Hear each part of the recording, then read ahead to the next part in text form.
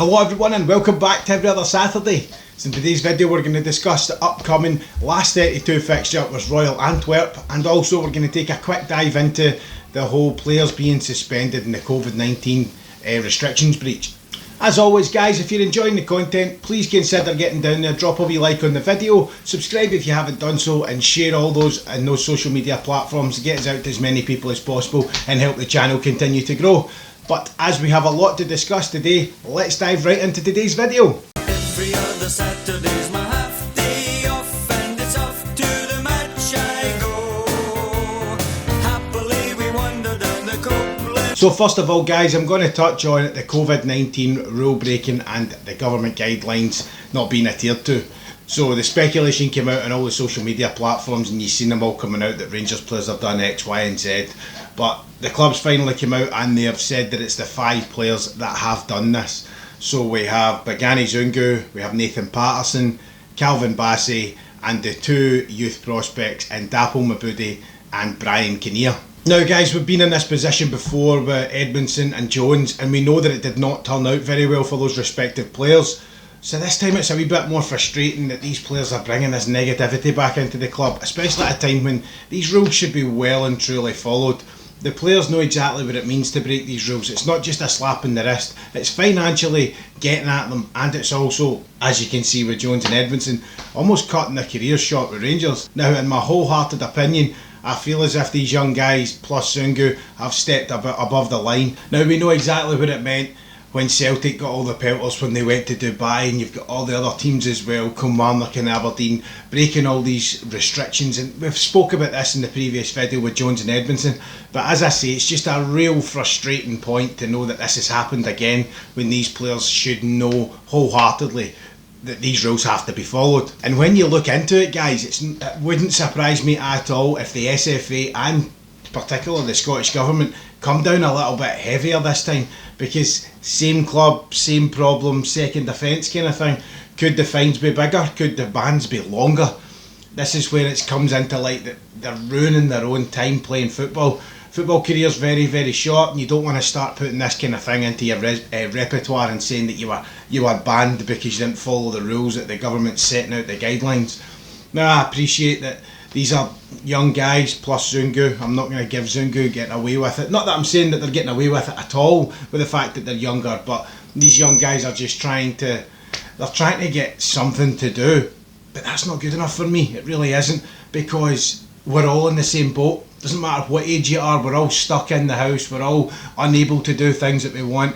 My mate's birthday today and he can't do anything for his birthday. It's that kind of thing, do you know what I mean? So these players have been given the God-given right to allow to still play football, still travel abroad and stuff like that, to play European games, and this is where taking that for granted isn't good enough for me. And am I going to be surprised if the rules get changed, that these fines and bans are going to be made bigger and longer? No, definitely not. So a little bit disappointed on my behalf. Now with the club letting us know exactly who and what has been done, get down in that comment section below. Let me know what your opinion is on all of this. I want to know, are you disappointed? Are you surprised that something's happened? Because to be honest, I'm a wee bit surprised and disappointed that it's happened. But get down there, let me know what you think the punishments are going to be for these players and what that could mean for the future Rangers career. But hit me up down in the comment section below.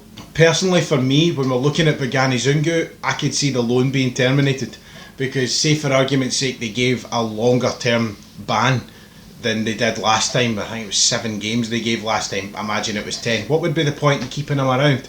It's almost annihilating the rest of his games and the rest of the time at the club. So I would say get him back. He's obviously not happy enough where he is. It doesn't look as if he's settled for myself. Kind of looks as if he's, I suppose, missing out on the banter and the camaraderie stuff, but I feel as if he's not settled, and I feel as if this just could be a nail in the coffin to send him back to his parent club. I think it's Amiens in France.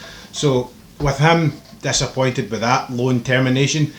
Nathan Patterson is the one that's annoying me the most, I think, because this guy has just been basically given the golden ticket to get through. You're going to be coming up, you're going to be playing with the first team, you're going to be getting more games, and they've even signed him on in a new deal as well, which again really gets to me, that this dangling of the dream that the contract you're getting from Rangers, the club you're desperate to play for, Rangers extend your contract, and you go and you tempt fate that they could start pulling that contract back out the way. And I've got a lot of time for Patterson. I think he's going to be one of our most prominent players coming through from the development stages. So let's hope that this doesn't damage that career too much. Calvin Bassey, I feel like this could be the same, another step back. He had a couple of poor performances. Could this be an even bigger hurdle for him to get over, getting towards first team football again? I think you've also got Mabudi and Brian Kinnear, them not being close to first team action, shall we say. It doesn't affect their first team performances, but you've got Mabudi away on loan. Now this kind of breaking all the rules when they're playing for Rangers, it's going to affect him when he's with Queen of the South. So because he's away there, is he going to lose the trust in his manager he's got just now? He's obviously going to get banned and unplayable. Could they cancel his loan down there? One of those things, guys. It's all up in there just now, and we'll wait to see exactly what happens with punishments, but very disappointed. Silly actions from silly young boys, if you ask me. And again, not going to put Bigani Zungu in that bracket because he should be old enough to understand that these rules and regulations have to be followed. If you're going to expect people to break rules the way they have, the younger ones you can almost expect, but they shouldn't be doing it either. It's not a get out of jail free card just because they're under the age of 19. It's not good enough for me. As a whole, they need to really take a long hard look at themselves, and I'm sure that this time, being isolated and now unable to play football, and the fine they're going to have is probably going to make them think that wee bit more. We will see what comes of the decisions in the next couple of days to see exactly how long they're banned for, what the fines are, but it's now time to focus on the upcoming last 32 fixture in the Europa League against Royal Antwerp, and with that lovely transition, let's move on to the game. So it's going to be the first of the two-leg fixture in the last 32. We're away first. It could be a difficult tie for us, but I think with a few changes that are coming up for the game, we may have something. But taking a quick look at Royal Antwerp, they have a relatively decent run of form. They've only lost one game in their last 6. Drew another one, but they've only lost one game, and it's a decent run of form that they've got themselves going on. They've managed to, in the 6 group games as well, they've managed to win 4 of them and even had a shock 1-0 win against Jose Mourinho's Tottenham, but they haven't been in the knockout stage in the Europa League or the Champions League in the last 32 years. So they've not got that in the locker, they don't have that feeling, and they don't have that in the back burner to know exactly what it means to be in the stage that we're in. We do, so this is where I think we may have that upper hand. They do have a very good Europa League squad and they know exactly how to win, but they do have a few notable absences, and by God, I'm never going to say these correctly, but when I look through them, if I say any of these names wrong, I do apologise. But they could see a few changes. So they've got, let's have a check here, they've got their top goal scorer, Bocani, I think that's how you say it. They've also got Batubinska, Butez, Harun and Matthias are all out as well. Now these are first team selections all the time, it looks like. I've done a wee bit of digging. I wasn't up on a lot of the players and their form that they've been in, so I've done a wee bit of digging. I apologise if I've said any of those names wrong, I do apologise, but these are kind of mainstay players for them, and with them all being out, we're seeing 4 new names coming into the starting lineup, and again, could play into it, the fact that we've got a lot of our players coming back. And with that being said, I do think we have enough to go over there, get the win we need, especially get the goals we need, and bring it back to Ibrox for the second leg. Now let's take a quick look at Glasgow Rangers and see what we'll be bringing to the table tomorrow night. Now with the news of the COVID breach, it's going to be playing in all the fans' minds, but I think the players are going to be having to jump on the back of that and use that as an impetus to get us right through and focus on the fact that a win is all that's acceptable. The fans are angry, let's give them something to smile about, and that's why I think it's going to just be a business as usual from us. We're going to get out there and put a performance back in.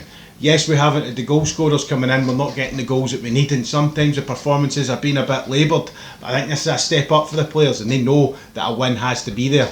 We have Kemar Roofe and Alfredo Morelos returning to the park as well, which gives me more of confidence at the fact that at the top end of the park we're going to have different shape and a different kind of way of thinking up there. I think we're going to have a wee bit more confidence and we're going to have goals. This is where silly players coming back into it can just change the full way of your thinking about the game. Also, albeit it might be too soon, we could see Arfield coming back as well, and Arfield in a European fixture is exactly the good things that you like to see in the middle of the park. We have missed him in recent weeks, and you can tell we've missed him. He brings a different quantity to the park, he really does, and hopefully we do see him maybe not going to rush him into it, so that's fine by me, but it'd be really good to see him back on the pitch. With the returning players and the fact that we know how to set up and play in Europe, specifically away, I think this is just going to be enough for us. It's a two-leg tie. We know how to bring that back to Ibrox. We're going to have just something that Antwerp lack, I think.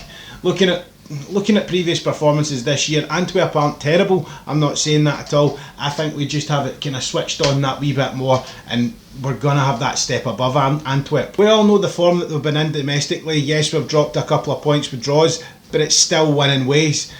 We got back to it against Kilmarnock. I feel as if that we're going to keep this going. This is a good impetus for us to keep the ball rolling, get towards the end of the league. This here is a very, very good thing for us, this Europa League, because it's financial. We get a massive boost from this. We have a great chance to get to the last 16, and I think we just need to run with it. Because we haven't lost a European fixture since all the way back at Bayer Leverkusen. Now that's the entirety of this season, again undefeated in the Europa League. One draw at home against Benfica, that's great. Now, take that and run with it, because Antwerp don't have that in the locker where we do. Yes, we've not had the goals in the past, but they're coming back. We've got the new players coming back off injury. This could be a turning point for our season again. Gerrard knows how to play in Europe, and we all know that he sets up well, but let's take a quick look and see what I think could be the possible starting lineup. In goals, I'm going for Alan McGregor. The back four of Tavernier, Goldson, Balogun and Barisic. Balogun slotting in and keeping his place from the Kilmarnock game. The midfield three of Jack, Davis and Aribo. Aribo kind of playing more of a floating number 10 role. And the top three of Kent, Roof and Morelos. I think we'll need the firepower back, and I think this will provide what we need to grab the goals and to see exactly what we've been missing in the last few games. A few of you guys going for the same kind of lineups, like Scott McFarlane going for the three midfield of Davis, Kamara and Jack. That having a wee bit more of the defensive cover. But this is what I'm saying, we're all kind of thinking the same mindset. We're looking as if we're going to be going for the same kind of starting lineup. But let's take a look at your score predictions as well. So as you can see, we have a varied selection on the score, but we look pretty confident. No one really thinks that we're going to be getting beat. A few guys out there thinking that there might be a draw, and I would take a draw over there, but I do think we can squeeze the win. I'm sure we've got more than enough to grab a goal or two in the pitch. The way we set up, we will be good enough to grab the win and bring it back to Ibrox with the second leg and see ourselves through to that last 16. It may be a little premature, guys, but if we win over there, I just can't see us coming back with that kind of win and losing at Ibrox. So I think the last 16 could be almost a guarantee if we go over there and grab the win we need. So that about wraps up today's prediction video, guys, and as I say, I think I'm confident for the win, and with these returning players I'm super confident we're going to see some goals. Thanks again for watching, guys, and if you like what you're seeing, liking the content and stuff like that, feel free, get down there, drop us a wee like, it'd be very much appreciated. If you've not done so already, drop a wee sub on there as well, and share it round about your socials. It helps us get around and get to as many people as possible. Wee bit of a longer one today, Bears, and honestly, thank you so much for sticking with me on that. Just try to squeeze the kind of two things into one video. But as always, guys, I've been every other Saturday, and I will see you on the next one.